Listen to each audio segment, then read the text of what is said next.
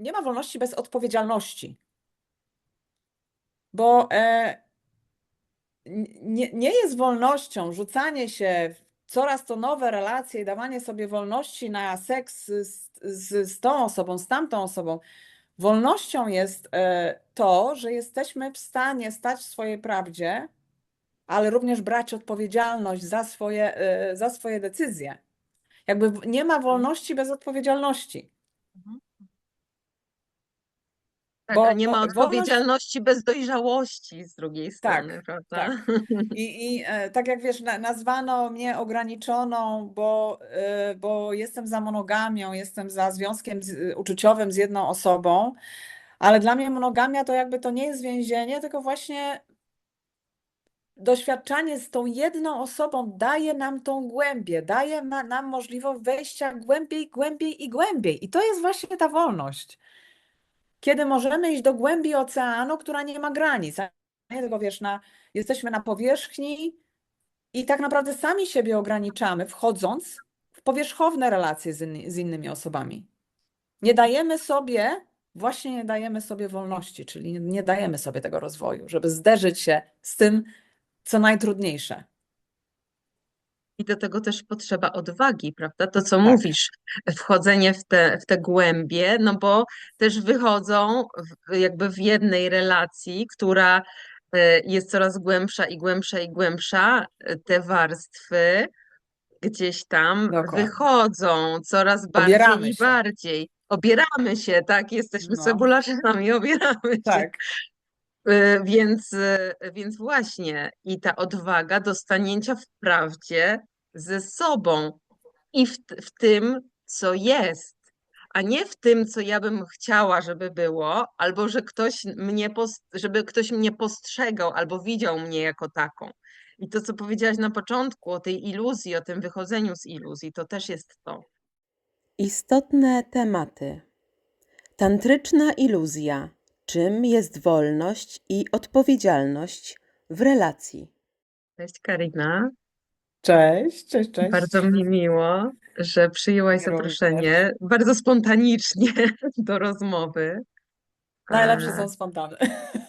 tak, do bardzo ważnej rozmowy, mam wrażenie, w dzisiejszych czasach e, duchowości, takiego odnajdowania siebie w tej przestrzeni z innymi, w budowaniu relacji.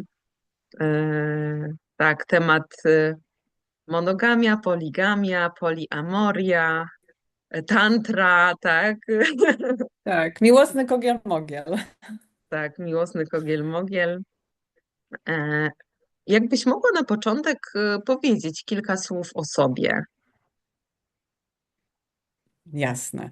Więc tak, zacznę od tego, że jak każdy jestem na ścieżce duchowej. Tak naprawdę wszyscy od urodzenia jesteśmy na swojej ścieżce duchowej, nieważne czy ktoś jest na ścieżce tantrycznej, buddyjskiej.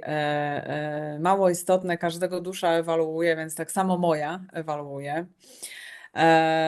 Prywatnie jestem mamą dwójki chłopaków, przechodziłam swoje, przeszłam jeden bardzo duży rozwód, małżeństwo i starałam się budować te relacje tak naprawdę z poziomu bardziej oczekiwań społecznych niż wiedzy o sobie jako człowieku, jako kobiecie, więc oczywiście te relacje nie trwały, dlatego że nie stałam w prawdzie ze sobą, tak naprawdę nie znałam siebie. I całe moje życie wcześniej, tak naprawdę do 2020 roku, było jednym wielkim sabotażem siebie samej i oszukiwaniem samej siebie. Mimo że były tam jakieś przebłyski duchowości, bo ja jako nastolatka pisałam wiersze o śmierci, o duchowości. Tego było dość dużo, byłam bardzo mocno ze sobą połączona, ale kiedy przyjechałam tutaj w wieku 20 lat do Warszawy, wiadomo, zaczęłam pracować w korporacjach, zostałam wciągnięta w ten nasz społeczny, narzucony wir, to tej duchowości było mało. Ja tak trochę do niej wchodziłam, było trochę jogi, medytacji, ale za chwilkę stamtąd uciekałam, tak, bo nie chciałam po prostu, nie był to czas dla mnie, żeby zderzyć się ze swoją prawdą, ze swoimi cieniami i żeby naprawdę spojrzeć na siebie, kim ja jestem, bo kiedy zadajemy sobie pytanie, kim jestem, no to okej, jestem Karina, mam 2 dzieci, mieszkam tu i tu, osiągnęłam to i to, mam to i to, na koncie mam tyle i tyle, kupię to, pojadę tam. I to wszystko jest, jakby kogoś zapytać na ulicy, kim jesteś, to mniej więcej odpowiedź krążyłaby wokół tego, ale pytanie jest, kim jestem ja jako dusza, jako energia, kim ja naprawdę jestem, jaka jest moja prawda, skąd pochodzę i jaki jest mój cel życia, nie jako Karina Dziuba, ale cel życia jako duszy, po to, żeby moja dusza mogła ewoluować. Więc popełniałam masę błędów, byłam w różnych relacjach. Od razu tak a propos tematu powiem, że byłam w relacji monogamicznej, byłam w relacji, kiedy ja otworzyłam związek i zraniłam mojego partnera, który nie był gotowy na otwarcie związku. Byłam zdradzona, ja zdradziłam, więc przechodziłam sama to wszystko. Nie wzięłam tego z książek, tylko naprawdę na sobie to przeżyłam. I kiedy otarłam się o śmierć, rodząc mojego drugiego synka w szpitalu w czasie pandemii, i kiedy ponad 3 tygodnie walczono o moje życie i ja odchodziłam, wracałam, to spotkałam się tam właśnie podczas tego stanu, kiedy umierania, tak naprawdę w tym procesie umierania, z miłością, jakiej tutaj na tym świecie, w tym życiu nie zaznałam. Z miłością czystą, wolną i tak piękną, że ja nie chciałam wracać tutaj do tego życia. Więc jak ja się obudziłam po tej operacji, po 7 rano pamiętam, rozglądałam się i z jednej strony byłam szczęśliwa, bo wróciłam do dzieci, do dziecka nowonarodzonego mojego syna, ale miałam takie poczucie, że ja coś straciłam i teraz pojawiło się pytanie, czy ja to w tym życiu tutaj odnajdę. I zaczęło się szukanie. Najpierw było szukanie pod takim pogubienie. Najpierw było poszukiwanie poprzez zgubienie siebie samej. Poczułam ogromną energię po tym wszystkim, co przeżyłam, ogromną energię seksualną, życiową jako kobieta. Poczułam, że w ogóle zaczynam czuć coś jako kobieta, że jako kobieta wcześniej tego nigdy nie czułam, tego wiru, tej energii, tej szakti, tej kobiecości. I ja nie umiałam sobie z tym poradzić, więc wchodziłam w ramiona mężczyzn. Nie pamiętam, już w pewnym momencie przestałam liczyć. Oczywiście tinderowałam, randkowałam i nie mogłam się w tym zatrzymać. I kiedy już doszłam do takiej pustki, że ja właściwie nie szukam seksu, ja szukam tej miłości, której zaznałam, kiedy umierałam i ja jej nie odnajdę w ten sposób. Weszłam na ścieżkę duchową i jestem na niej do dzisiaj i z niej nie schodzę. Cały czas odkrywam siebie i uważam tak naprawdę, że najbardziej nam szkodzi nieznajomość siebie. Czyli największym darem i bogactwem, jaki możemy sobie dać, jest to, żeby poznać siebie, swoją prawdę i nie żyć już więcej w tej iluzji, nie żyć życiem innym, nie żyć oczekiwaniami, mam dreszcze teraz, nie żyć według oczekiwań innych, tylko naprawdę stanąć w swojej prawdzie. A to oczywiście wymaga odwagi, wymaga cierpienia po drodze, bólu, zrzucenia tych wszystkich iluzji, z którymi jest nam wygodnie, bo nam jest wygodnie z tymi iluzjami wszystkimi. Więc teraz stoję w tej prawdzie i właśnie też jeśli chodzi o takie wartości jak monogamia i lojalność, które są moją prawdą, zdarzyłam się ostatnio tak naprawdę z dużą przeszkodą, może nie przeszkodą, ale nie też niezrozumieniem, tylko z atakiem ze strony znanej szkoły tantry i nazwano moje wartości tak naprawdę ograniczeniem. I od tego tak naprawdę się wszystko zaczęło, był videopost i my żeśmy się połączyły też i jesteśmy właśnie tutaj, żeby rozwinąć ten temat, porozmawiać o tym. Dziękuję, że jesteś. Jeżeli to wideo porusza coś ważnego w tobie, daj znać w komentarzu poniżej. Twoja perspektywa jest dla mnie ogromnie cenna, a jeżeli uważasz, że treści, które tu publikuję, są wartościowe, podziel się nimi z innymi, zostaw lajka i zasubskrybuj mój kanał. Więcej znajdziesz w opisie pod tym wideo. Miłego oglądania. Ja mam Na wrażenie, początek. że jeszcze taką jedną wartością, o której nie wspomniałaś, Tak. a która często jest zamieszana w ten kogiel-mogiel, jest wolność. Tak, chętnie też to rozwinę. Tak, jest wolność. Wolność, dokładnie tak. Wartość Tak, jak wolność. tak. I ja też powiem Ci, że dla mnie jedną oprócz właśnie lojalności, prawdy, szczerości, jest ta wartość wolności bardzo ważna. Natomiast z biegiem jakby mojego samorozwoju odkryłam, że ta wolność, tak jak jest interpretowana, to jest zupełnie nie to. Bo wolność, i to całkiem niedawno temu, zobacz, wolność, samo słowo wolność Wolność, tak. pochodzi od woli, czyli ja działam w zgodzie z własną wolą, czyli świadomym wyborem, a Tak. nie na przykład podświadomymi schematami, które każą mi na przykład uciekać z relacji albo przekraczać siebie w tej relacji, No i właśnie, czy prawda? działam z wolą, która osadzona jest w prawdzie, a Tak, nie tak. w schematach, mechanizmach, programach, ranach i tym wszystkim. Mhm, mhm, A propos mhm. wolności, tak jak teraz mówisz, miałam to powiedzieć później, ale fajnie właśnie, że to teraz wyciągasz. Na samym początku, zanim wejdziemy w te poligamię, monogamię, poliamorię, inne układy, ja sobie tak zapisałam, że dla mnie definicja wolności to nie ma wolności bez odpowiedzialności. Bo nie jest wolnością rzucanie się w coraz to nowe relacje i dawanie sobie wolności na seks z tą osobą, z tamtą osobą. Wolnością jest to, że jesteśmy w stanie stać w swojej prawdzie, ale również brać odpowiedzialność za swoje decyzje. Jakby nie ma wolności bez odpowiedzialności. Mhm.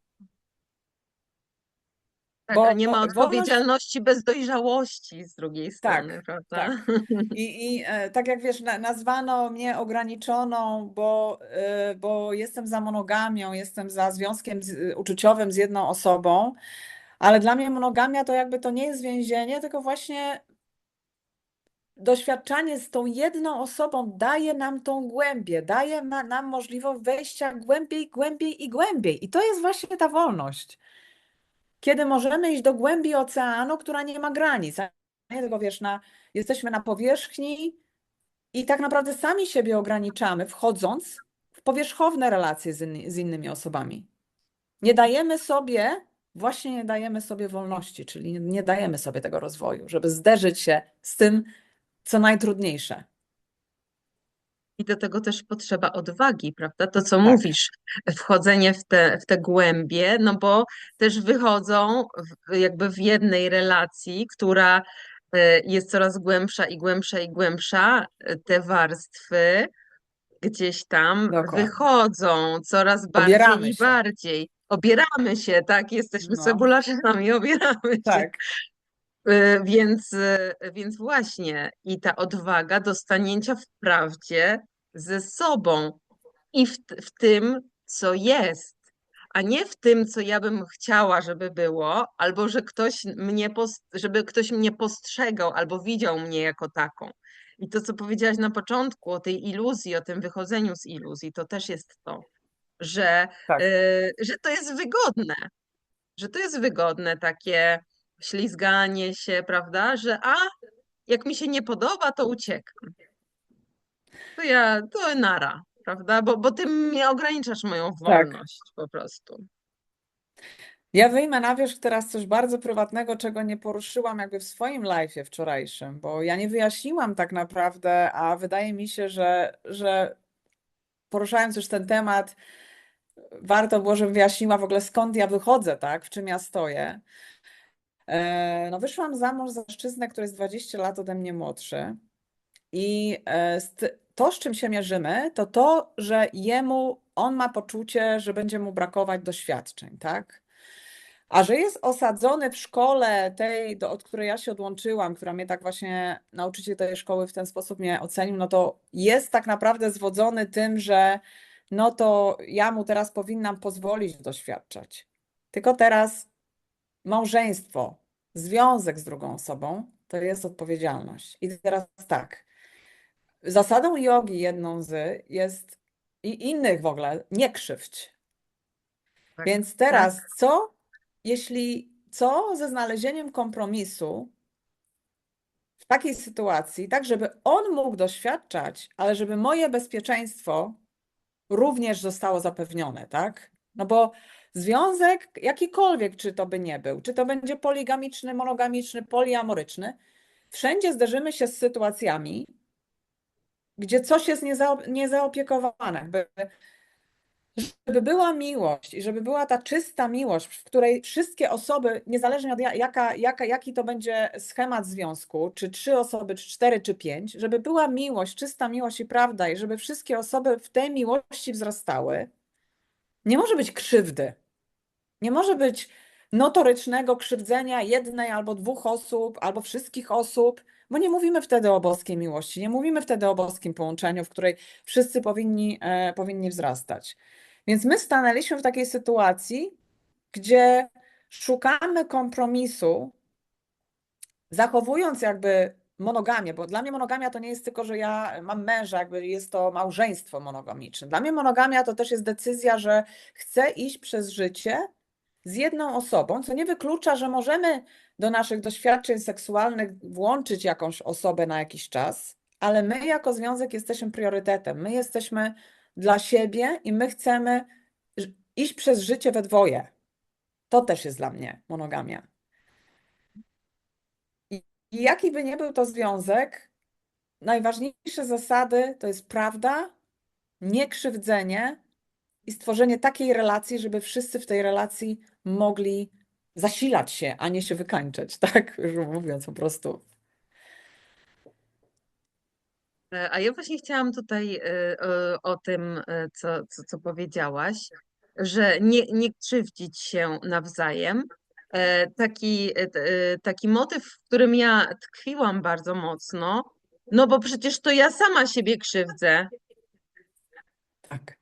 I co ja mam, znaczy wiesz o co chodzi, jakby Mhm. i że to jest moja odpowiedź, wiesz, jakby to jest ta pułapka, że jestem w relacji, gdzie ktoś mnie krzywdzi, ale ja biorę odpowiedzialność za to, że no przecież to ja sama się Pozwalasz. krzywdzę, skoro tak, Mhm. tak, tak, ale no to jakby komunikuję, ale niby to jest cały czas moja odpowiedzialność, tylko że to nie jest do końca jednostronne, tak, bo ja w taką pułapkę się, wiesz, wsadziłam, że jakby ta osoba druga, ona cały czas, no ale przecież to sama się krzywdzisz, tak? To ty Tak, masz też to tutaj ranę usłyszałam. i tutaj, wiesz, no właśnie. Dokładnie tak to samo usłyszałam i dokładnie usłyszałam, że ty jako kobieta uduchowiona jesteś sama odpowiedzialna za swój dobrostan i to jakby jest twoje, to nie jest jego w ogóle. On chce doświadczać, to jest twoje, ty musisz się z tym zderzyć, z tym bólem. I nie do końca tak jest, bo no chyba, że postanowię, że będę sama. Ale będąc w relacji jesteśmy my dwoje. I teraz tak naprawdę, no nie oszukujmy się, zawsze w jakiś sposób zależni od siebie i od swoich działań. I to nie da się tego oddzielić kompletnie, tak jak jest Asparigraha. Jedna z zasad jogi, gdzie nie przywiązuj się, która też jest nadinterpretowywana, wykorzystywana właśnie w celu takim, żeby pchać ludzi tylko do poliamorii, bo tak jest najlepiej, wszyscy ze wszystkimi. Ale to nie o to chodzi. To nie o to chodzi, żeby puszczać osobę wolno i nie dbać kompletnie o swoje granice. No nie o to chodzi w miłości. W miłości chodzi o złoty środek, znalezienie porozumienia między osobami, które są w tej relacji, tak? Bo miłość jest, kiedy otwieramy swoje serce na drugą osobę. Nie działamy tylko z poziomu drugiej czakry, przyjemności i ja chcę. Ja chcę doświadczać, ja chcę to. A co z otwarciem serca na drugą osobę? I teraz znowuż, wiesz, te szkoły, większość tych szkół, z którymi ja miałam do czynienia i środowisk, mówią tak, no ale ty musisz przecież usidlić tą zazdrość. Zazdrość to jest zła emocja. I teraz najlepiej będzie, jak usiedlisz tą zazdrość, przechodząc przez tą całe Tak. piekło, czyli pozwalając partnerowi mieć seks z tymi kobietami, on tobie z innymi, i w ten sposób możecie usiedlić zazdrość. Ja się z tym nie zgadzam, że to jest ta droga. Bo może być droga, kiedy my najpierw połączymy się z serca do serca, zrozumiemy swoje potrzeby, będziemy się słyszeć i widzieć. I kiedy otworzymy się na poziomie serca, no to wiesz, tu już nie ma zazdrości. To już samo się rozpłynie, samo przez się, ale nie trzeba przechodzić przez to piekło. I też mam wrażenie, że bardzo często w ogóle ta potrzeba nagle znika, prawda? Dokładnie, dokładnie. Potrzeba trzymania, potrzeba właśnie przywiązania, bo jakby jesteś zaopiekowany, jesteś bezpieczny, bezpieczna. Mhm. I wiesz, ja to wczoraj sobie nie pozwoliłam na to w moim live, ale dzisiaj sobie pozwolę z tobą. Wiesz, mężczyźni się wkurzą pewnie, jak będą tego słuchać. Mężczyzno, wielokrotnie nie jesteś w stanie zaopiekować się jedną kobietą i dać jej poczucie bezpieczeństwa i posadzić ją na tron jako swoją królową, jako król. A Mhm. chcesz iść po inne kobiety? Najpierw zacznij od jednej. Usiedlisz jedną, dasz jej bezpieczeństwo, staniesz się przy niej mężczyzną, wtedy dopiero myśl o wpuszczaniu kolejnej kobiety do relacji. Jak z jedną sobie dasz radę. Tak, tak, tak, bo zobacz, co się tak naprawdę dzieje, że to jest ucieczka, że to jakby nie potrafimy sobie poradzić z tą jedną osobą, więc uciekamy do innej, bo ona ma, bo prawda, ona się nie będzie czepiać, ona coś tam, nie? Więc to też jest to, nie? Że gdzie to jest. I chciałam teraz taki jeszcze temat, bo wspomniałaś o kompromisach. Dla Tak. mnie to słowo, ono jest w ogóle takie, ja nie lubię tego słowa. Ja, w sensie dla mnie, bo kompromis dla Spotkanie. mnie jest, Może lepiej. znaczy, no bo wiesz, dla mnie kompromis to jest Tak. jakby rezygnacja Mhm. obu osób z czegoś na Tak. rzecz tego, żeby było, żeby Żeby było spotkać się my, po powiedzmy. środku. Tak, żeby Tak. spotkać się po środku, ale ja nie mam ręki, a ty nie masz nogi. Wiesz, o co chodzi? Że dla mnie to Tak. jest kompromis. No i to jest gdzieś tam jakby te połączenia, tak jak mówisz, na tych dolnych czakrach, tak? A w momencie, kiedy jest to połączenie, właśnie to, co powiedziałaś, otwarcie serca, Mhm. zrozumienie tej drugiej osoby, to Empatia. możemy jakby z tych dwóch całości znaleźć jakieś wiesz, te zahaczenia, punkty zahaczenia, gdzie możemy się spotkać, a Tak. niekoniecznie obciosać się, prawda, i się przykleić, nie? Tak, Nie wiem, jak ty dopasować. to. Bez, Tak, bez, tak, bez tak, tak. zmieniania się dla drugiej osoby, jedna osoba dla tej, druga dla tej. Dokładnie tak. Dokładnie No tak. właśnie, więc dla mnie te kompromisy to jest takie Dlatego trochę. ja później, dobrze, że to mówisz, bo kompromis może tak brzmieć, najczęściej w naszym świecie tak naprawdę brzmi jakiekolwiek zawieranie umów, nawet jak spotykają się osoby negocjować jakiekolwiek umowy, no to zauważ, też tak jest, tak? Prawnicy się Mhm, spotykają, ja jestem też prawnikiem i no tak, no to wy zrezygnujecie z tego, ale my wam dajemy to i jest to, tak jak ja kiedyś miałam live'a o tym, że no miłość to nie jest handel, to nie jest kontrakt, to nie jest. Teraz jesteśmy na markecie i teraz negocjujemy. No, ja ci daję to ty mi powinieneś dać to. Jakby to kompletnie nie ma mhm, nic wspólnego z miłością, bo mhm, jakby w prawdziwej miłości, kiedy działamy z serca, nie ma tego typu rozmów, tak? Na zasadzie ważenia, kto ile komu dał i kto co, jak to powiedziałaś, ociosał. tak, Kto co tak, ociosał. dokładnie. No. No. Tak, i zobacz też na ile w otwieraniu się w relacjach, na ile my też bardzo często, bo ja chcę być z tą osobą, więc ja zrezygnuję z siebie po części, ze swoich ran, tak? Wiesz, ja się A ogarnę, kto bardzo często rezygnuje? Kobieta. no tak, no tak, No. no tak, Matka. bo bo ja też mam takie wrażenie, ale to jest może moje, bo to, co powiedziałaś o tych mężczyznach, że oni mają trudność z trzymaniem przestrzeni dla jednej kobiety, to generalnie ja mam takie poczucie, że jednak kobiety sobie lepiej z tym radzą, że one potrafią z racji też tego, że są jakby biologicznie Tak. dostosowane do bycia matkami, że one potrafią trzymać przestrzeń dla więcej niż jednej osoby. Tak, ale właśnie problem się pojawia wtedy, kiedy one ubierają portki i to one walczą o bezpieczeństwo emocjonalne związku. Mhm. A bezpieczeństwo emocjonalne i to, żeby kobieta czuła się ta jedna wybrana, to jest po stronie mężczyzny tylko i wyłącznie. I jakby teraz jest bardzo wiele warsztatów takich poświęconych mocy kobiety, na których też widzę taką jedną z iluzji, z którą się nie zgadzam, że ty sama jesteś za wszystko odpowiedzialna. No nie do końca, bo później jednak my chcemy stworzyć relację z tym mężczyzną. My nie chcemy być same tak naprawdę z naszej natury. My chcemy mieć przy sobie swojego mężczyznę. Mhm. No to za co on będzie odpowiedzialny? No tak. No za nic. To jak on ma być z drugiej strony mężczyzną? Jak my sobie ze wszystkim potrafimy poradzić, to jaką dajemy mu przestrzeń, żeby się nami zaopiekował? Zniknęła w związkach teraz totalnie opieka. Opieka mężczyzny nad kobietą. Tego nie ma. Kobieta opiekuje się wszystkim. Dziećmi, mężczyzną i wszystkim, co ma na Domem, tak, głowie. tak. Są jeszcze oczywiście, Aha. przepraszam was, mężczyzn, są mężczyźni, którzy stoją w tym swoim centrum i opiekują się kobietą, ale to też wtedy, kiedy po drugiej stronie jest odpowiedź i przestrzeń, kiedy ta kobieta daje tą łagodność, kiedy ona Mhm. odpuszcza, kiedy zaufa, kiedy pozwoli temu mężczyźnie działać, bo to też jest po naszej stronie, bo ten plus i minus się muszą zaszczepić. Jak my będziemy w męskiej energii plusa i po drugiej stronie jest plus, Mhm. no to my się będziemy odpychać po prostu, Tak, tak? tak. Tutaj ważny temat poruszyłaś, zaufanie. Tak.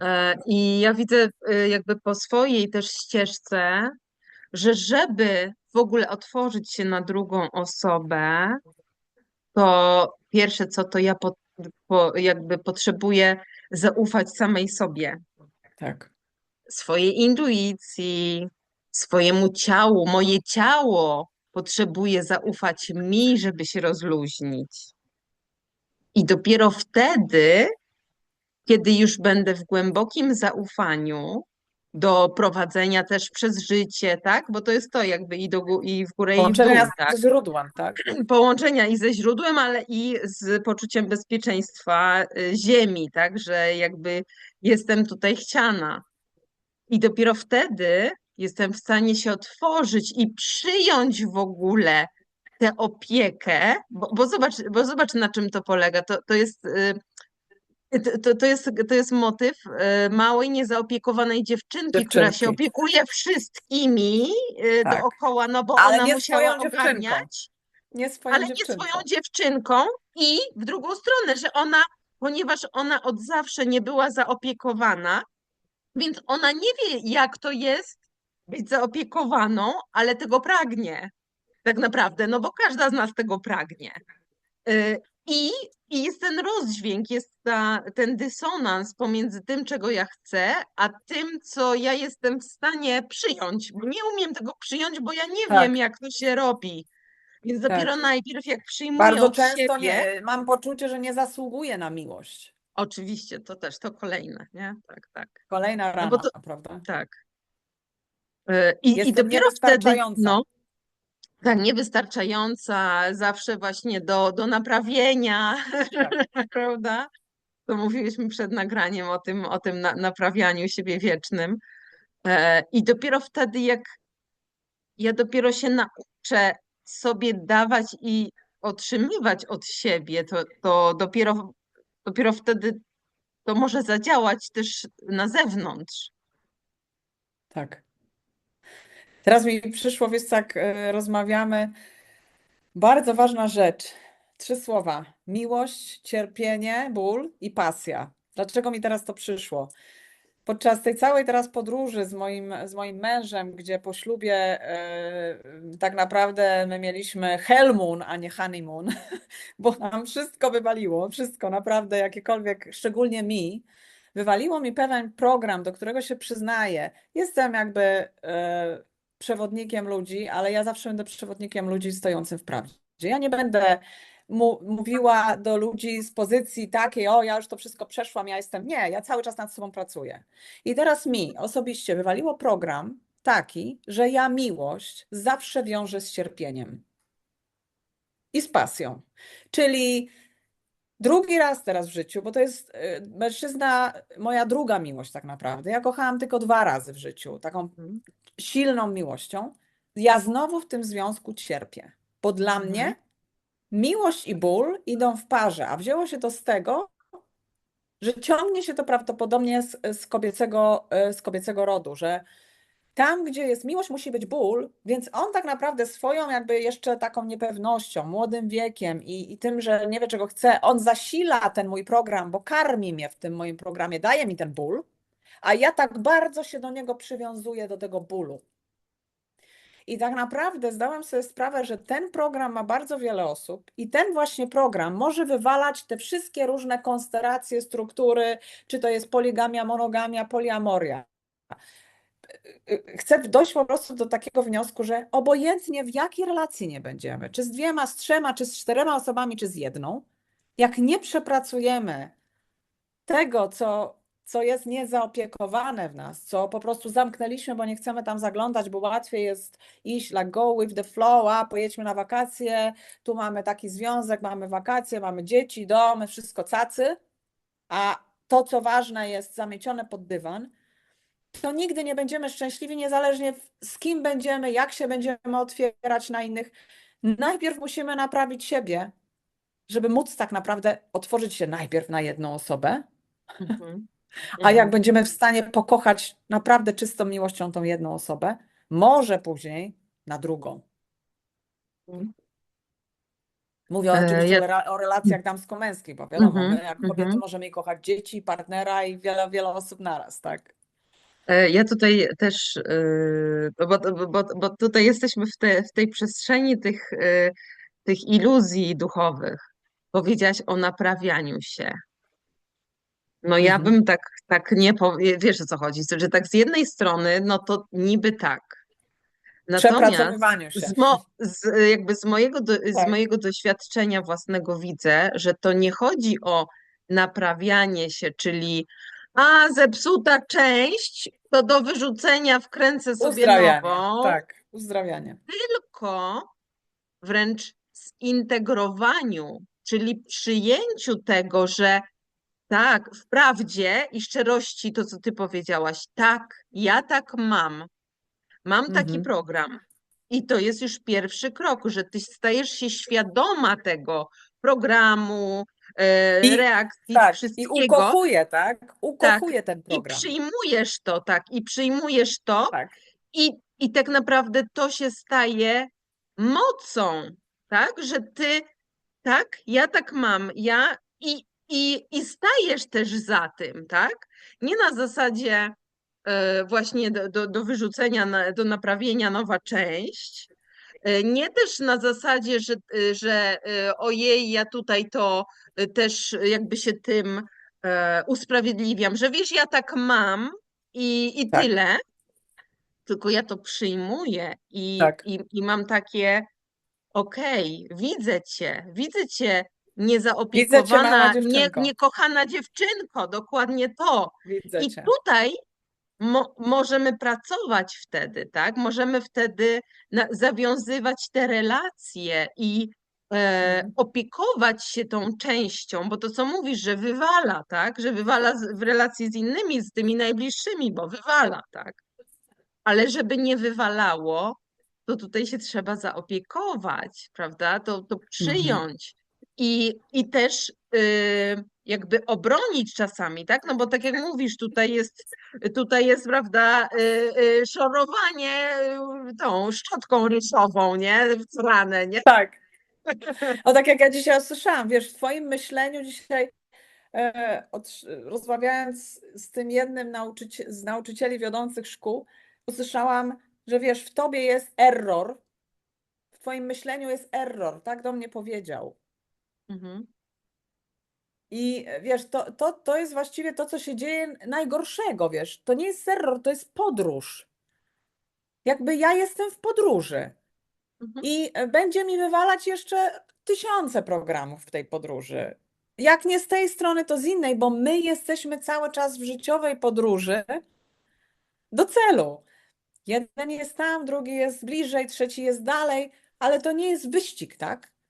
A ja mam wrażenie, że w tej duchowości, co jest teraz, zaczęła się robić taka korpoduchowość. Teraz każdy się ściga, kto jest przebudzony kundalini, kto co przepracował, kto jest bardziej przebudzony, kto jest enlightenment, kto jest oświecony. I zaczęła się tak naprawdę robić moda. Moda na bycie oświeconym, moda na przebudzonym w kundalini, moda na to, że ja mam otwarte serce, bo jestem w stanie kochać dwie kobiety, tak? No taka moda po prostu. No, zaczęła się robić korpoduchowość i tak naprawdę mamy do czynienia, tak jak się bardzo często mówi o tym ego, że usidlić, zabić, schować. Kurczę, ego jest nam potrzebne do przetrwania. To jest coś, tak jak ty mówisz, teraz powiedziałaś. Ego też trzeba ukochać, a nie z nim walczyć. Ukochać się, bo to jest część nas i my go potrzebujemy do naszej transformacji, bo to jest nasz wewnętrzny ogień. Naszego jest nie możemy go zgasić, bo my po prostu nie będziemy w podróży, umrzemy. I mamy to ego, ale mamy teraz też drugą strukturę, która się nam pojawia, duchowe ego. Nauczycieli, którzy głoszą, którzy tobie mówią i wkładają na ciebie, że jest tak i powinno być tak. Kiedy ja dzisiaj poprosiłam go o przekazanie mi nie interpretacji, tylko źródeł, tekstów źródłowych, starożytnych, tantrycznych, gdzie jest napisane, że monogamia to ograniczenie, albo że poligamia jest lepsza, albo poliamoria, żeby mi to pokazał, gdzie to jest, gdzie tak interpretowana jest miłość w starożytnej tantrze, czy tekstach jogicznych, duchowych, gdzie to, proszę, jako nauczyciel prześlij mi to, ja bym chciała to postudiować. Odpowiedź była taka, nie, ja nie będę ci nic przesyłać i nic udowadniać, ty jako uczeń powinnaś za mną podążać. I w większości szkół tak jest, gdzie to, co dostajemy, to jest interpretacja osób, które mają inną podróż, inną ścieżkę. I teraz do nas, to jaki apel ja mam tak naprawdę do wszystkich nas i do siebie, to jest ten świadomy wybór zgodnie ze swoją prawdą, bo każdy z nas ma inną podróż. I najlepsze, co możemy dla siebie zrobić, to jest poznać siebie, czego my tak naprawdę pragniemy, w jakim miejscu jest nasza dusza i czego nasza dusza pragnie. To Tak, i jakby co a nie jest propos ego. nami. Tak, i co Co nie nie jest jest nami. nami, i co jest iluzją, Co jest którą. programem, co jest Tak, iluzją, co jest tak. czyjeś, nie moje, tak? Rozgraniczenie. Ale możemy to tylko zrobić, jak się ze sobą połączymy. Jak damy sobie szansę na połączenie, nie wiem, poprzez jogę, medytację, inne praktyki, inną pracę, bycie w naturze nawet. Przecież samo bycie w naturze, jak idealnie nas łączy ze sobą, tak? Przynajmniej z 4 elementami w nas, z wodą, z ogniem, z ziemią, powietrzem. Nawet samo przebywanie w naturze tak bardzo nas skłania ku sobie, ku swojej prawdzie. Tylko do tego trzeba odwagi i wytrwałości też w tym, bo tu się okazuje, że to, co powiedziałaś o tym cierpieniu. Opowiadałam ci też moją Tak. historię i ja w ogóle uświadomiłam sobie, że prawda, przez cierpienie do gwiazd, teoretycznie, ale cierpienie, czym jest cierpienie? Cierpienie jest tak naprawdę, bo mówi się też, że prawda boli, prawda? Prawda nie boli. To boli zrywana po prostu maska iluzji. Iluzja. To Tak. boli. To boli. Boli strasznie. I strasznie boli, i z tym my się nie chcemy konfrontować. I cierpienie jest nam potrzebne, bo zobacz, tak naprawdę w tym cierpieniu my się dopiero jesteśmy w stanie obudzić. Jest, wiesz, na zasadzie chlast, chlast, co ty w ogóle tutaj, wiesz, wyczyniasz i weź ty się obudź, tak? No nie wiem jak ty, ale dla mnie najtrudniejsze cierpienie, największe cierpienie dopiero mi pokazało, co ja robię, jakby co ja robię wbrew sobie, gdzie są te wszystkie maski, które po prostu w jednej sekundzie odpadły, bo ja się poczułam tak, jakby ktoś mi, wiesz, oblał mnie takim gorącym woskiem i tak zarazem tak chlast, wiesz, tak jakby wyrwał, zerwał po prostu skórę razem aż do mięsa, nie? I wiesz, i ja nagle stoję taka naga, po prostu samo mięso i mam takie, o kurde, nie? Ale było mi to potrzebne, bo ja inaczej nie potrafiłam zobaczyć ja mam wrażenie, że to, no nie wiem, może niektórzy tak mają, że taką ścieżkę, że oni sobie usiądą w medytacji i nagle te całe iluzje z nich zejdą i po prostu zobaczą nagle wszystko, że tak jest i super. Natomiast ja widzę też po sobie z takim też mocnym ego, które gdzieś tam zawsze mną kierowało, że to było niezbędne, bo ja bym inaczej, to by nie zeszło, Tak. wiesz o co chodzi, że po prostu to i wiem, że to było potrzebne, to cierpienie, żeby też się od tego odkleić. Powiem tobie o takim momencie, kiedy ja weszłam na ścieżkę duchową, porobiłam te wszystkie certyfikaty, miesiące nauk w tych szkołach i byłam w tym, tak, budowałam to wszystko ponad rok i w pewnym momencie to po prostu wszystko się rozpadło. I ja usiadłam w tym swoim super studio teraz w tej świątyni i zapytałam się siebie, Karina, co ty znowu stworzyłaś? Stworzyłaś kolejną iluzję, swoje duchowe ego stworzyłaś. I kiedy sobie zdałam z tego sprawę, to był taki dla mnie punkt zwrotny, że to nie tędy droga. I to, co chcę przekazać, to jest to, że musimy być musimy mieć otwarte oczy, otwartą duszę i dokonywać świadomych wyborów. Bo często wiele z tych osób, które jeżdżą na te festiwale, jakby myślą, że jakby no, duchowość, przebudzenie jest związane z tymi wszystkimi unicornami, tęczami, wizjami, gwiazdami i wszystko cudnie. O Boże, doznałem takiego, widziałem siebie latającego nad jeziorem, cokolwiek, tak? To nie jest to. To jest dopiero jakby przebłysk, ale praca orka na ugorze, to całe gówno, błoto i tak dalej musi zostać zrobione, bo się nie przebudzimy. Jeżeli sobie zostaniemy w tej duchowości tylko na tej powierzchni oceanu, jak pięknie, jakie fale, jaką ekstazę w seksie mogę przeżywać, ile tego, jak sobie zostaniemy na tej, to tak jak zostać w czerwonej tantrze, tak? Czerwona tantra to jest tak naprawdę tylko zwiększanie poprzez techniki tantryczne, zwiększanie swojej przyjemności, chodzi o głębsze orgazmy, dłuższą przyjemność, czyli jesteśmy na powierzchni, tak? Ale nie uzdrawiamy się od środka. Więc możemy sobie zostać w tej czerwonej tantrze, czy na tej powierzchni, czy w jodze kundalini, czy gdziekolwiek, bo wszędzie jest ta powierzchnia. W całej tej duchowości, która teraz jest dostępna, wszędzie jest ta powierzchnia i bardzo często osoby zostają na tej powierzchni i co najgorsze, nie dochodzą do ziemi, nie dochodzą do dna, nie są uziemieni. Latają na tych falach, a korzenie nie są w dnie. Tak. Trzeba się dobić do dna, uderzyć się w to dno, o ten muł, o ten swój muł po prostu, który jest w nas, żeby naprawdę się w tym życiu zakorzenić.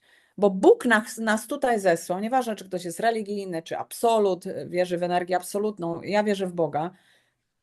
Jesteśmy tu na tej ziemi z takimi zmysłami i z takimi tutaj okolicznościami, żebyśmy też byli w ziemi. Po coś jest ta ziemia. A ja mam wrażenie, że duchowość, która teraz jest dostępna, to jest jak taki balonik, który się od tej ziemi odrywa i wszyscy w tych balonikach po prostu kolorowych latają. Tak dla mnie to wygląda. Tak samo w tych związkach poliamorycznych, mono, wszyscy latają, ale nikt nie schodzi na dół do tego mułu. Mhm. I dlatego ja wczoraj w live też powiedziałam, że dla mnie monogamia to jest ścieżka królewska, najtrudniejsza, bo Mhm. utrzymanie królestwa wymaga siły woli, kontroli, odpowiedzialności, odwagi dotarcia do tej ciemności w nas, do tego, co potrzebuje światła, Tak, wytrwałości też, prawda? Takiego wytrwałości. codziennego, że tak powiem, codziennej pracy nad Tak. tym, a Ja nie to też tylko tłumaczę na zasadzie deklaracji. takiego rozdystrybuowywania rzeczy, bo zauważ, że jak w życiu odpowiedzialność cedujemy na kilka osób, to jest łatwiej. To tak samo jak w pracy, tak? Jak Mhm. nie musimy być odpowiedzialni za jeden projekt sami, gdzie jest wtedy najtrudniej, tak? Kiedy jesteśmy sami za coś odpowiedzialni przed sobą, a kiedy rozdysponujemy to na kilka osób, tak samo jak w poliamorii, poligami, no to ta Mhm. odpowiedzialność jest taka rozproszona. To jest Mhm. Mhm. rozproszone. Ja to też w ten sposób tłumaczę, tak? Sobie Mhm. i innym, bo tak to czuję po prostu. Mhm. Wiesz co, ja mam wrażenie, że w ogóle są dwa typy dynamik. Dynamika taka osób nadodpowiedzialnych, czyli biorących, wiesz o co chodzi, że ty jak tu powiedziałaś o tej odpowiedzialności i że sama wszystko, to tak Tak. jak mówiłam ci przed nagraniem, od razu jakby mi się przypomniała ja sobie tak, że ja wszystko tutaj ja dam radę tutaj zrobić wszystko. I tutaj jest jakby Jak jedna kobieta, nie? Jak skrajność. kobieta. Multifunkcyjny robot. Tak. I wiesz, i tutaj jest znowu ta skrajność, tak? Więc też, żebyśmy w te skrajności nie wchodzili. Mhm. A drugi obóz jest tych, którzy w ogóle nie biorą odpowiedzialności. Tak, weź ty mi Ślizgają się powiedz, przez życie. weź ty mi powiedz, jak ja mam żyć. To jest to, Mhm. nie? I weź ty wszystko. Więc jakbyśmy mogły tutaj się nad tym zatrzymać, e, gdzie jest ten złoty środek, gdzie jest ta złota ścieżka w tym? No bo tutaj od razu, prawda, po tych twoich słowach, to gdzieś może się to kojarzyć właśnie Tak. albo właśnie z jedną skrajnością, albo z drugą. No Ja mogę i to w rozłożyć odniesieniu też do, no, na tej mojej relacji teraz i już i mhm, tak powiedziałam, nie ma dla mnie, nie mam nic tutaj do ukrycia. To, co ja zaproponowałam mojemu partnerowi, to zaproponowałam mu to, żebyśmy teraz przez rok i przez 2 zadbali o fundamenty naszej relacji. O bezpieczeństwo, zaufanie i wzmocnienie naszej relacji. I mhm, kiedy obydwoje poczujemy, że ta relacja jest mocna, ja mam to bezpieczeństwo od niego, on jest w stanie stanąć w tym centrum, wtedy porozmawiajmy o zaproszeniu do naszej relacji jakiejś osoby, kobiety, przypuśćmy. Ale nie róbmy czegoś takiego, że zaczniemy mieć związki za swoimi plecami. Bo wtedy robi się z tego opera mydlana. Zwyczajnie, bo osoby mogą być zranione. Nie ma transparentności, nie ma spotkania tych wszystkich osób, nie ma możliwości na rozmowę, żeby te wszystkie osoby mogły się spotkać, porozmawiać o swoich wartościach. Nie ma miejsca na prawdę. A jak w związku nie ma miejsca na prawdę, to ten związek po prostu się prędzej czy później rozpadnie. Więc ja to jemu zaproponowałam w ten sposób, tak? Każdy może mieć oczywiście inne jakieś rozwiązania dla swojej relacji, ale dla mnie to, co powinno najbardziej wybrzmiewać, to przede wszystkim miłość do samego siebie najpierw, utrzymania, nieprzekraczania granic swojej duszy, bo kiedy oszukamy samych siebie, to się nigdy nie uda, bo później tą frustrację przełożymy na tą drugą osobę. mhm, On również, jeżeli on widząc jakby moją propozycję, dla niego to będzie oszukanie samego siebie, to też powinien podjąć decyzję o zakończeniu tego małżeństwa. Bo żadne z nas nie powinno oszukiwać się w relacji, oszukiwać samych siebie w relacji. Przede wszystkim to, co mówisz, samych siebie, tak? Samych Że siebie. Nie i zdradzaj tutaj, siebie, tak? tak, nie zdradzaj siebie, no, bo to też mam wrażenie, że y, to, od czego zaczęłaś, ta relacja ze sobą jest najważniejsza, ale taka właśnie w szczerości i w zaopiekowaniu się sobą. I Mhm. dopiero wtedy możemy coś razem budować. Mnie się właśnie kiedyś pojawiły takie dwa schematy, na których w ogóle budujemy relacje jakiekolwiek. Mhm. Albo jest to relacja oparta na manipulacji, domysłach i niedomówieniach, Mhm. albo na prawdzie, szczerości i zaufaniu. I to zaufanie, budowanie tego zaufania jest fundamentem, tak? Zaufanie w prawdzie, bycie w prawdzie. Każdy z nas ma jakieś słabe strony, mocne strony. I jakby też to słowo, które po polsku ja nie lubię, vulnerability, A, czyli tak, stawanie we własnej mocy ze swoją słabością, tak. w odwadze, tak? Że ja mogę pokazać to, że wiesz, mam tak, tak i tak w tym momencie. I ja wiem, że ty masz przestrzeń, żeby to usłyszeć, przyjąć to i też się do tego odnieść, a nie na zasadzie to jest twoja odpowiedzialność, ty się tym zajmij, nie? A ja Mhm. do tego nic nie mam. No bo zobacz, jak często właśnie to jest to, że y, to, co powiedziałaś, że te relacje są budowane cały czas na krzywdzie, Mhm. Na bólu, krzywdzie, na bólu. kłamstwach. Tak, no. I, no i właśnie, i w jaki sposób to tworzyć, tak? No Z powrotem. zaufanie, jak dla No, mnie, tak tak, no. rozbierając to słowo, tak jak teraz poruszyłaś słowo zaufanie, bardzo ważne, bo tutaj padały różne słowa, tutaj między nami bardzo ważne, wolność i zaufanie, miłość do samego siebie, ale jeśli chodzi o zaufanie, to dla mnie, żeby zaufanie rosło jak ta roślinka, to musi być światło i musi być transparentność. Woda, tak? Musi być transparentność. W relacjach, kiedy pozwalamy sobie na to, że ktoś coś przed nami ukrywa, albo przekracza z kimś innym granice, na co się nie umawialiśmy, albo w ogóle nie mamy kontroli na przykład z jaką osobą się nasz partner spotyka. Bo zobacz, w tantrze i w ogóle w jodze bardzo ważne jest zarządzanie, świadome zarządzanie energią. Jak mamy w związku świadomie zarządzać energią, kiedy nie wiemy, z kim nasz partner się spotyka, nie znamy tej kobiety, nie wiemy, jaką ma energię, z jakimi ranami wchodzi do naszej relacji. I my to później bierzemy na siebie, bo nie tylko, bo połączenie dwóch osób, no to wiadomo, że energetycznie my się ze sobą łączymy, ale kiedy ta osoba idzie z osobą trzecią, to też przynosi energię tej osoby trzeciej w naszą relację. Gdzie to mowa wtedy o świadomym wyborze, odpowiedzialności za energię i transparentności. To jest tak, jakbyśmy, wiesz, wyrywali tak, o naszym młodym małżeństwie, to ja zwróciłam się do niego, powiedziałam, słuchaj, to tak jak gdybyś teraz, mówiąc mi, że chciałbyś mieć relacje z innymi kobietami, to tak jakbyś teraz rwał młodą roślinę, która się jeszcze nie zakorzeniła, jakbyś ją po prostu wyrywał. Mhm. Mhm. Bo nie zadbałeś w tym momencie o mnie, nie dałeś mi poczucia, nie dałeś nam szansy, żeby to małżeństwo się zakorzeniło, a już jest wpuszczanie jakiejś innej osoby. I tu była moja niezgoda. Najbardziej Mhm. w tym. Nie chodziło o te inne osoby. Tu najbardziej chodzi o to, żeby ludzie sobie dali szansę na zbudowanie najpierw fundamentów zaufania, bo tak jak z otwartymi związkami, kiedyś napisałam artykuł, najczęściej ludzie otwierają związki w sytuacji, kiedy jest fatalnie.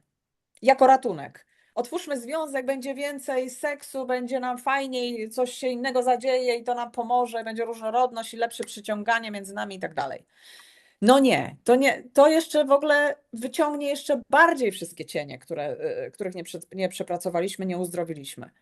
Otwarty związek może mieć szansę powodzenia, kiedy otworzymy go w momencie, gdy nasze fundamenty są nie do ruszenia, stoimy w prawdzie, stoimy za sobą. Cokolwiek by się nie działo, jesteśmy dla siebie. Mhm, mhm, mhm. Tak. Mhm. Ale do Także tego trzeba dwóch dorosłych, dwóch odpowiedzialnych dojrzałych, osób, tak? dojrzałych, Dojrzałych tak, osób. tak, tak, Dojrzałość, kolejne słowo, prawda? Które tak, mogłybyśmy rozkładać na czynniki pierwsze. tak. No. Myślę, że to, że to może być takie fajne też już podsumowanie tego naszego Tak, spotkania. Oczywiście ja wiem, że my mogłybyśmy jeszcze rozmawiać za 2 godziny, to do na nocy. luzie, do nocy, na spokojnie. Więc tak, podsumowując, prawda? Odpowiedzialność to jest w ogóle Tak. pierwsze. Odpowiedzialność za swoją energię, prawda? Transparentność, lojalność tutaj też się pojawiła. E, tak, a jakbyś właśnie jeszcze o tej lojalności, czym ona dla ciebie jest, tak krótce? Yy, Lojalność dla mnie, nie odnoszę jej jakby wiesz, nie będę jej teraz skracać tylko do tego, czy mamy jakieś relacje z innymi, czy nie. Dla mnie lojalność jest takim korzeniem bardzo ważnym dla zaufania, czyli jeżeli jako dojrzali, dorośli ludzie rozmawiamy ze sobą, widzimy się, wiemy, co dla nas jest ważne w tej relacji, coś postanawiamy, no bo w każdej relacji, jaka by nie była, zawsze jest spotykamy się i coś ustanawiamy, nie chcę powiedzieć reguły gry, bo to będzie źle brzmiało, ale chcemy się spotkać, żebyśmy mogli wzrastać w tej relacji, żeby się nie ranić. Każdy chce stworzyć relację pełną miłości, harmonii i szczęścia. Dla mnie lojalność jest wtedy trzymaniem się tego, tak? Czyli Mhm, nie, że tu mam chwilowe pragnienie, no to idę za tym, dobra, nieważne o czym żeśmy rozmawiali, nieważne czy mój partner będzie cierpiał, czy nie cierpiał. I to nie chodzi tylko o kontakty seksualne, ale w ogóle można złamać lojalność na wiele sposobów. Można podjąć mhm, jakąś decyzję, w której postawimy partnera w ogóle w takiej sytuacji, że okaże mhm, się, że wszystko, o czym żeśmy rozmawiali, jakby to teraz nie ma racji bytu. Więc dla mnie mhm, lojalność jest staniem za sobą w tej miłości i w prawdzie. Dla mnie jako kobiety poczucie lojalność jest, że mój mężczyzna stoi przy mnie, przy moim boku. Ja stoję u jego boku i nieważne co się dzieje, stoimy zawsze u swojego boku. mhm, mhm, mhm. Nie dajemy się zwieść, o tam jedna osoba mnie odciągnie, tam druga. Nie, stoimy zakorzenieni bardzo mocno. Tak ja widzę lojalność. Tak, czyli takie, to co już mówiłyśmy, takie kumulowanie naszej energii. W Mhm. ogóle. Bo zobacz, jak to się też przekłada na wszystko, tak? Że nie wiem, bardzo dużo jest tych różnych praktyk, coś tam i też znowu jest surfowanie na powierzchni, nie? Że a to sprawdzę to, Tak, tamto, ale nie zadedykuje się jednej tak. praktyce, żeby nie wejść za głęboko, bo to jest znowu to. Rozmawiałam z moim przyjacielem, który ma lat 40, jest Włochem i spotkałam się z nim teraz, pomagał mi też przetrwać ten czas. I byliśmy na mieście i stało tak 6 pięknych kobiet i ja się go pytam, no zobacz, no nie wiedziałbyś, którą wybrać, tak? A on do mnie mówi, nie, bo one dla mnie wszystkie są takie same, ale ja wybieram jedną. Jakby, wiesz, zaspokojenie tego pragnienia ciekawości. O, jeszcze jedna taka ważna rzecz na koniec, ciekawość, która tak naprawdę może być na plus dla relacji, ale bardzo na minus, bo ciekawość może iść ku światłu, ale ciekawość może też iść ku ciemności. I stąd biorą się jakby zdrady, bierze się oszukiwanie, bo jesteśmy ciekawi, co tam jest, nie patrząc na nic, my tam idziemy, tak? Nie patrząc, że nasz partner będzie cierpiał, że kogoś zranimy, my tam idziemy. To jest właśnie ta ciemna strona ciekawości, która może wywracać nasze relacje do góry nogami. I warto być tego świadomym, że ciekawość nie ma granic. Zawsze będzie jakaś kobieta, która się może podobać. Zawsze będzie jakiś mężczyzna, który nam się może pod jakimiś względami podobać. Więc jakbyśmy mieli tak doświadczać przez całe życie, to tak, nie byłoby relacji monogamicznych, nie byłoby małżeństw, dzieci wszystkie byłyby opuszczone, nie miałyby ojców, bo wszyscy by doświadczali, bo nie byłoby końca tego doświadczania. Bo zawsze może być lepszy seks, zawsze może być inny orgazm, zawsze mogą być inne doznania. I to jest niekończące. Jak tego nie zatrzymamy sami dojrzałą decyzją, to możemy tak do 90 roku życia, jak będziemy mieć libido i energię. To już tak trochę z humorem kończąc.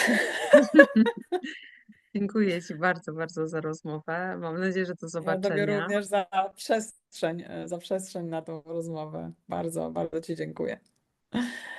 Wszystkiego, No i mam wszystkiego nadzieję, że to dobrego. nie nasze ostatnie spotkanie. Na pewno. Dzięki. Na razie. Cześć. Zapraszam do komentarzy, lajkowania i subskrypcji kanału. Dziękuję za uwagę.